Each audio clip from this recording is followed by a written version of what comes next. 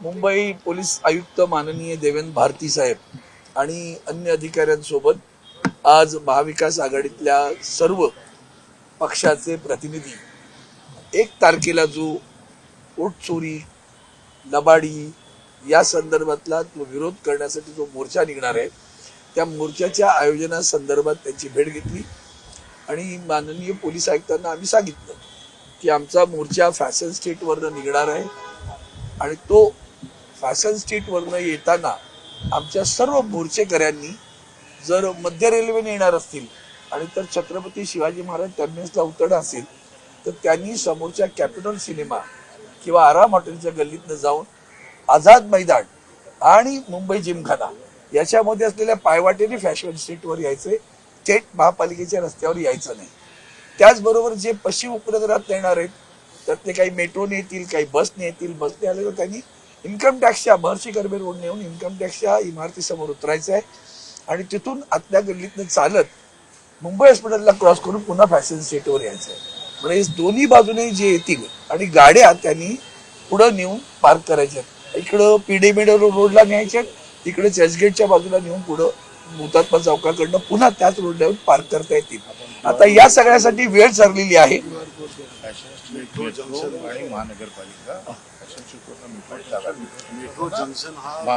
सांगितलं ना,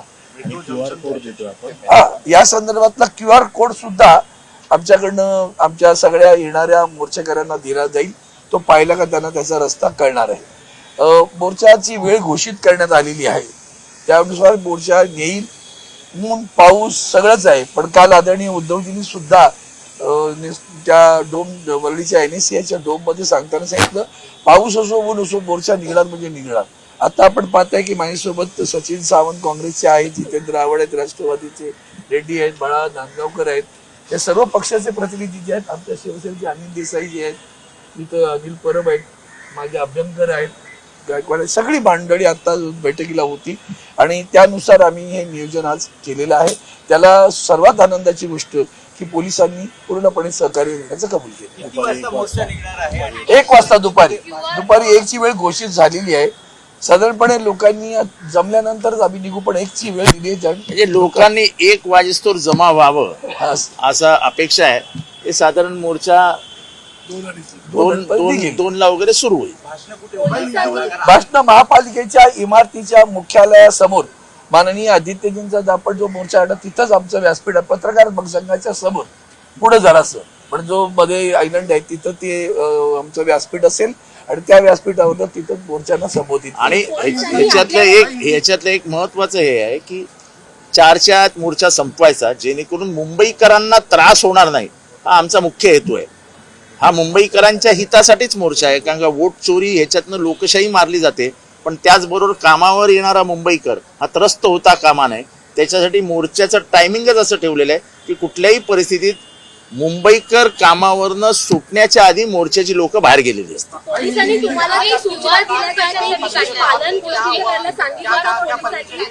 मुझे लगता है आज हमने मुंबई के पुलिस की जो आयुक्त साहब है देवेंद्र भारती साहब और अन्य अधिकारियों के साथ मुलाकात की. हमारे साथ में कांग्रेस पार्टी के सचिन सावंत, जितेंद्र आव्हाड जी, राष्ट्रवादी के बाळा नांदगावकर जी, हमारे मनसे के प्रभाकर रेड्डी जी. आता isakal.com आहे देशातील नंबर 1 ची मराठी न्यूज वेबसाईट. प्रत्येक अपडेटसाठी isakal.com ला नक्की भेट द्या. प्रकाश रेड्डी जी कम्युनिस्ट पार्टी के, सभी पार्टियों के नेतागण यहाँ उपस्थित है.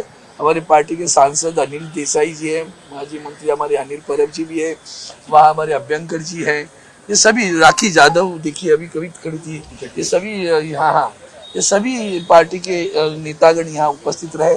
और आज उनसे जब मुलाकात की तो हमने वो बता दिया कि ये जो वोट चोरी गद्दी छोड़ हम लोग नारा दे रहे थे लोकसभा में, उसी नारे को लेकर अभी मुंबई महापालिका जिला परिषदों के चुनाव होने वाले हैं. उस चुनाव में हम लोग जब राज्य के आयुक्त, चुनाव आयुक्त से मिले थे तो उन्होंने जब बताई असमर्थता कि जो बोगस वोटिंग उनके सामने लाने के बाद में भी वो उसके ऊपर क्या कार्रवाई करेंगे, वो तो आगे बढ़ रहे, तो उसकी प्रताड़ना करें, उसका निषेध करने के लिए हम सभी लोग, सभी पार्टी के नेतागण इकट्ठा कर हम लोग रैली निकाल रहे हैं। वो रैली हमारे मेट्रो सिनेमा के सामने से आगे से शुरू हो जाएगी, फैशन स्ट्रीट से शुरू हो जाएगी और महापालिका के मुख्यालय के सामने समाप्त होगी। सभी पार्टी के सभी नेतागण वही संबोधित करेंगे और जो मार्ग बताया है उसका QR कोड निकलकर हम सभी को बताएंगे, इस मार्ग से आपको आना है, इस मार्ग से जाना है, अब इस मार्ग की गाड़ियां यहाँ रुकानी है, यहाँ हमारे उसमें जो आएंगे निषेध करने के लिए जो हमारे सारे कार्यकर्ता आएंगे वो यहाँ उतर जाएंगे, वहां से चलकर वो फैशन स्ट्रीट पर आकर फिर आ गए। सभी लोग दोपहर 1 बजे का समय घोषित किया हुआ है, बैनर अपने अपने झंडे लेके लोग आए, क्या है उसमें बताने कि हम सब एक है, 5 उंगलियां सब इकट्ठे आए हैं और क्या है। 1 बजे का समय घोषित किया है, लेकिन हमारे लोगों से ये कहना है और सभी से कहना है कि 2-2:30 बजे के बीच में से मोर्चा शुरू हो जाएगा और किसी भी हालत में हम 4 बजे से पहले मोर्चा खत्म कर देंगे, क्योंकि किसी भी मुंबईकर को हमें तकलीफ नहीं देनी है। मोर्चा की वजह से मुंबईकर फंस गए, ऐसे कल आप जो न्यूज चलाने वाले हैं उसको हमको रोकना है। तो किसी भी हालत में हम मुंबईकरों को तकलीफ नहीं देने वाले हैं। हमारा मोर्चा शुरू हो जाए, हमारी उम्मीद है कि लोग आना शुरू कर देंगे। 1 बजे तक, 2-2:30 बजे तक मोर्चा शुरू हो जाएगा, 1 घंटे में मोर्चा खत्म हो जाएगा, थोड़े बहुत भाषण होंगे और उसके बाद मोर्चा समाप्त हो जाएगा। याच्यात एकच बघाल तुम्ही की मुंबईमध्ये मोठ्या प्रमाणामध्ये कामगार त्याच्यामध्ये सामील होतील आणि कामगार सुटण्याचा वेळ इच्छा नंतर असतो, त्यामुळे त्यांना यायला 2-2:30 वाजणार आहे। पण प्रचंड प्रमाणात मोर्चा होईल आणि या मोर्चामध्ये सगळे डावे पक्ष याच्यामध्ये सहभाग घेऊन गेल्याने मुंबईचे कामगार पण परमिश अभी जब हमने सभी आता सगळ्या नेत्यांच्या सोबत बैठक झाली, मोर्चा को तो आप याद है, अभी तो रैली के लिए हम माननीय आयुक्त साहब से मिले हैं, पुलिस कमिश्नर से मिले, उनके साथ में सारे अधिकारी गण थे, सभी ने सकारात्मक भूमिका ली, हमने कर दिया, उनको परमिशन मिला, ऐसे समझने की पूर्ण देशामध्ये एक राग आहे, त्यामुळे मोर्चा प्रचंड मोठा होईल। हा म्हणजे पक्षाचा मोर्चा असण्यापेक्षा हा लोकांचा मोर्चा असणार आहे, हा सत्याचा मोर्चा आहे।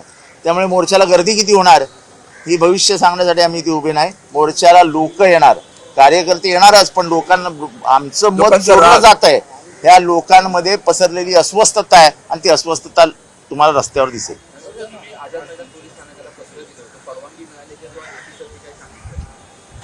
आता मुंबई शहराचे आयुक्त आम्हाला भेटलेले आहेत, त्यांच्यासोबत त्यांचे सहआयुक्त भेटलेले आहेत, ट्रॅफिकचे अधिकारी पण सगळे भेटलेले आहेत। असं असताना परमिशनची मला वाटत नाही अडचण कुठली असावी, त्याच्यामुळे परमिशन मिळाल्याच आहे। तुम्हाला परमिशनचं पत्र पाठवून देतो। सन्माननीय अरविंद सावंत साहेब खासदार आणि आमचे बंटींनी तुम्हाला माहिती दिलेली आवड साहेबांनी, त्याप्रमाणे 1 वाजताची वेळ दिलेली आहे। फक्त आपल्या माध्यमातून मी मेट्रो कमिशनरला विनंती करणार आहे की मेट्रोमध्ये आमची लोक जी येतील त्यांची गैरसोय होणार नाही, एवढी काळजी घ्यायला लागेल, कारण मेट्रोचे दरवाजे ऑटोमॅटिक बंद होतात, त्याची अडचण नाही यायला पाहिजे। त्यांनी दरवाजे ते उघडे ठेवले तर बरं पडेल, त्यात गरज असताना अडचण व्हायची आणि नाही ते घटना घडून जायची, असं होता कामा नये। So previously we saw how the delegation visited the chief electoral officer. You still did not get any answer. What are your expectations? See, we do not expect any answers from the Chief Electoral Commissioner because the Election Commission is a puppet in the hands of the ruling party. So we don't expect anything from the Election Commission. देश विदेशातील प्रत्येक घडामोडींचे live update मिळवण्यासाठी आता साम टीव्हीच्या सर्व social media प्लॅटफॉर्मला like, follow आणि सबस्क्राईब करा। तसंच सर्व नोटिफिकेशनसाठी बेल आयकॉन प्रेस करायला विसरू नका।